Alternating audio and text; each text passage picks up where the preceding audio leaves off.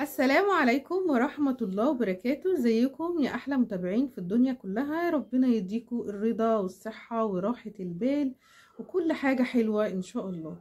النهاردة الفيديو بتاعنا برضو قصة من قصص حبايبي اللي كتبوها لي على صفحة الفيسبوك كده يا بنات. هي جالي السؤال ده عليها وحبيت اني احكي القصة دي وهاخد رأيكم، وانا كمان هقول رأيي، ولو عندك اي رأي تاني اكتبيه في التعليقات وانا ان شاء الله هرد عليه. هي كاتبالي: مساء الخير عليكي يا فريدة، انا حبيتك جدا من ساعة الفيديو اللي فات، انا ومامتي اتفرجنا عليكي، بس حبيت اني احكي قصتي ليكي واخد رأيك كده وتقوليلي رأيك ايه. انا مخطوبة وخطيبي مسافر في بلد عربي ومش بيتكلم معايا غير في الحدود، يعني كل مدة بنتكلم عبارة عن ازيك وعاملة ايه وانتي فين. لو خرجت مع والدتي يعني مثلا لو رحت لأختي او لعمي او لخالي، هو بيتصل اول ما يعرف يزعل ويقول لي ما قلتليش ليه، المفروض كنتي تستأذنيه مني انا الاول. وامي لما عرفت زعلت جدا وقالت لي ازاي يقولك كده، وانا قلت لماما يعني ده بيغير عليا وخايف عليا، بس ماما ليها رأي تاني وقالت هتكلمه وتقول لبابا، وانا مش عاوزة مشاكل لانه كمان لما بيتعصب بينفعل جامد وساعات بيقول كلام وهو متعصب. بس ماما لما سمعت قالت لي طيب خدي رأيها وشوفي مين فينا الصح، لاننا انا ومامتي مختلفين بسبب الموضوع ده. وكمان في حاجة تانية، بيتصل ويقول لي روحي زوري والدتي، ولما اقول لأمي بتقول لي لا مش هو اللي يأمرنا، ولما اقول له ماما مش راضية بيزعل ويقول لي لازم تروحي وانا مش موجود، يعني هو يعني مش موجود وكده وانتي بدالي عادي يعني. ولما ما اروحش بيقعد بالكذا يوم ما يكلمنيش خالص وعامل فيها زعلان. قوليلي بالله عليكي مين فينا الصح واعمل ايه في المشكلة دي؟ وانا فاضل ليا 3 شهور على الجواز وانا بقيت خايفة جدا كل ما يقرب الوقت. دي رسالة اللي احنا قريناها سوا كده، رسالة البنوتة القمر دي. انا بحبك جدا انتي ومامتك حبيبتي، وانا ليا رأي. ما تزعليش مني يا حبيبتي، انا هقولك رأيي بصراحة وبكل صراحة كده.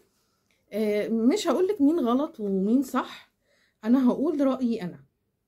بصي، المفروض ان انتي طالما قاعدة مع والدتك ولسه يعني لسه ما اتجوزتيش ولسه قاعده في بيت اهلك، لا ما تستأذنيهوش. دي حاجات طالعه كده الايام دي بشوفها وبسمعها كتير بصراحه، ويعني دي يعني اثبتت بعد فتره كبيره ان دي بتعمل مشاكل ودي بتبقى ليها غرض. يعني الشاب مثلا خاطب واحده ملوش ان هو يقول لها انتي رايحه فين او انتي كنت فين، او لا، انت المفروض ان انت منقيها بنت كويسة وعارف ان هي اهلها ناس كويسين وعارف ان هي متربية بكفاية وعارف ان هي ليها ام وليها اب، وتستأذني دي لما تكوني في بيته او لما يكون مثلا متجوزك استأذنه. غير كده ما يعني بصراحة انا ما احبش ان الموضوع ده يحصل، لاني بيبقى فيه عارفين اللي هي حتة ان انا بسيطر. معلش الكلام دوت يا بنات لما يكون متجوز ان هو لازم تستأذنيه، ده الاصول. ان انت مثلا رايحه في حته لازم اقول له ان انا رايحه فين. انا رايحه مثلا النهارده عند والدتي، انا رايحه مثلا ازور عمي، انا رايحه ازور خالي كده، فلازم ان هو يبقى عارف انت رايحه فين. ده لو ما بتكوني في بيته، انما انت في بيت والدك يبقى والدك او والدتك هم المسؤولين عنك لغايه ما هو ياخدك من البيت. فأنا شايفة فعلا إن رأي والدتك صح، وشايفة إن هو ملوش خالص إن هو يقولك أو يزعل مثلا. وكمان أنتي بتقولي لما هو بيتعصب بيقول كلام زي ما انتي بتقولي هنا، بيقول لما بيزعل بيقول كلام صعب. بصي كمان يا حبيبتي، انا عايزه اقولك على حاجه، انتي اللي هتعيشي معاه، انتي اللي عارفه هل البني ادم ده انا هعرف اعيش معاه، هل انا هعرف اكمل معاه. طب هو من حاجه بسيطه ممكن يتكلم ويتعصب. طيب امال انتي بقى لما تبقي قاعده معاه في البيت وعملتي حاجه مثلا زعلته او حاجه، ايه هيبقى رد فعله؟ دي حاجه لازم برضو انتي يعني لازم انتي تشوفي نفسك، انتي هتعرفي تتأقلمي، هتعرفي تتعاملي ولا لا. يعني الخطوبة دي، معلش يا بنات، الخطوبة دي اتعملت علشان كده. مش هو مثلا انا افرح ان هو مثلا مسافر، او هو مثلا وظيفة كويسة، او هو مثلا هيجيب لي شقة ومستوى وبتاع، كل الكلام ده بعد كده مش هيبقى ليه اي قيمة. الفرحة بتبقى في الاول، الشبكة مش عارف ايه، الشقة فين، العفش هنجيبه منين، بتاع كل ده بيكون حلو في الاول. انما انت بعد كده هتعيشي مع البني ادم، مش هتعيشي مع الحاجات دي. هل هو هيبقى معاملته معاكي ازاي؟ هيتفاهم معايا بالراحة؟ هيسمع وجهة نظري؟ يعني لما اغلط حتى هيجي يكلمني بالراحة، ولا هيبقى رد فعله ازاي؟ في ناس رد فعلها صعب، يعني في ناس ممكن الفاظ، ممكن مد ايد، في ناس ممكن حاجات تبقى صعبة قوي. انما يعني انا ما اقدرش اقولك سيبيه او كملي او كذا. انت اللي عارفة، انت اللي شايفة طباعه. هل هو مثلا بيتعصب شوية، ولا بيتلفظ، ولا بيبهدل الدنيا، ولا زعله بيقعد مثلا بالكذا يوم على حاجة مثلا ايه بسيطة، ولا حاجة تستاهل، ولا حاجة ايه. تمام. النقطة اللي بعد كده اللي عايزة اتكلم فيها، اللي انتي اخر حاجة بتقولي لي عليها، اللي هو لما بيقولك روحي لمامتي وبيزعل ان انتي مش بتروحي، وهو بيتكلم على اساس ان انا مش موجود في البيت، فعادي روحي وانتي بدالي. ماشي، ما اختلفناش، انتي بداله وكل حاجة، بس انتي برضو يعني مش حكم نفسك، او انتي مش متجوزاه علشان اقدر مثلا ان انا اروح اقعد عند والدته واخدمها واقعد براحتي وكده. فانتي برضو هو لازم يعرف ان ممكن والدتك ما توافقش، ممكن والدك ما يوافقوش، ممكن يكون مثلا في حتة بعيدة، ممكن الظروف ما تسمحش، ممكن حاجات كتيرة قوي. فهو لازم يعذر في الحتة دي.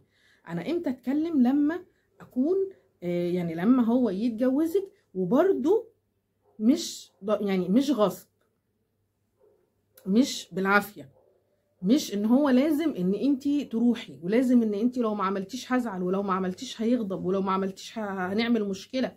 لا، انا شايفة ان المفروض انك يعني الحاجات دي تبقى بالتراضي. انت عايز تروح تبر والدتك، روح، زي ما انا المفروض اني انا اللي بر والدتي، مش انت.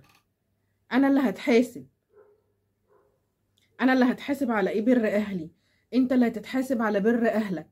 انا بروح معاك، بروح معاك يعني علشان خاطرك، علشان انت مثلا كويس مع اهلي وانا مثلا حابة مامتك، انما مش غصب، مش ان انا لازم اروح.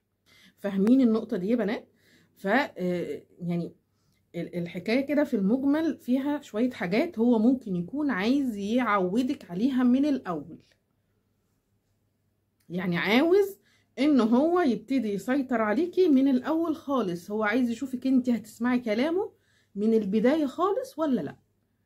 عايز يشوف كلامه هيبقى مسموع، حتى لو لو باباكي موجود ومامتك موجودة والدنيا دي، هيمشي كلامه برضو ولا لأ. المفروض ان هو يكون عارف انك مثلا مش الوقت اللي هو يقدر يقولك اعملي وما تعمليش، وروحي وما تروحيش. فده هيبقى كمان عليكي انتي، يعني عارفه اللي هو ايه، يعني حاجه صعبه عليكي، يعني لود عليكي قوي، يعني ان هو كمان بيحمل عليكي انتي، يعني في النص ما بين ان انتي عايزه ترضيه، وما بين ان انتي عايزه ترضي اهلك. هما مش موافقين، وهو عمال يضغط عليكي ويزعل ويتقمص فانا شايفه مامتك زي ما هي بتتكلم كده صح، ان هي باباكي يتكلم معاه، ولو هو اتعصب او اتكلم بطريقه مش حلوه او حاجه، والله يا بنتي يبقى من الاول كده انت ما تزعليش، لان هما لو اتكلموا هما بيتكلموا في الصح، ما انت ما تزعليش، هما بيتكلموا في اللي شايفينه ان هو هينفع معاكي بعد كده، يعني ان هو بعد كده لازم يكون ليكي انت رأي، لا انا حابه اروح، لا انا عايزه اعمل كذا، لا انا مش حابه اروح النهارده، لا روحي انت، لا. انما كل حاجه هتبقى من الاول معاكي اللي هي غصب، هي يبقى كل حاجه اللي هو لو ما عملتيش هيزعل ويتقمص، لو ما عملتيش هيتكلم معاكي بطريقه وحشه، لو ما عملتيش هيزعل وينكد عليكي، فاهماني؟ فما تزعليش خالص، وطالما باباكي او مامتك هيتكلموا معاه بطريقه لطيفه ما تزعليش خالص، هما اكيد هيكلموه عادي، دي لسه موجوده عندنا، والله لما تبقى تروح هناك عندك وبقوا اتكلموا انتوا اتفاهموا، هي عايزه تروح براحتها مش عايزه تروح برضو عادي، الدنيا تبقى فيها تفاهم ويبقى فيها ايه، يبقى في يعني ما يبقاش فيها غصب، ما يبقاش فيها لو ما عملتيش هعمل واسوي، وهيبقى انت يعني عايشه طول الوقت اني انا لو ما عملتش الدنيا هتخرب، او الدنيا يعني الدنيا هيبقى فيها مشاكل، فاهماني؟ فده كان رأيي، وده كان الفيديو بتاع النهاردة، ودي كانت القصة بتاعت النهاردة، واستنوني في قصص كتيرة، ولو حد عنده رأي تاني، لو حد عنده قصة تانية برضو يكتبها لي، وانا ان شاء الله هقولها وهاخد رأيكم معايا، ويا رب كده انا اكون فدتها وقلت الرأي الصح، وهستناكم في فيديوهات جايه كتير ان شاء الله. ما تنسيش بقى اللايك القمر بتاعك كده، وما تنسيش تكتبي لي كومنت حلو كده زي قلبك الابيض، وهستناكم في فيديوهات كتيره جايه، والسلام عليكم ورحمه الله وبركاته.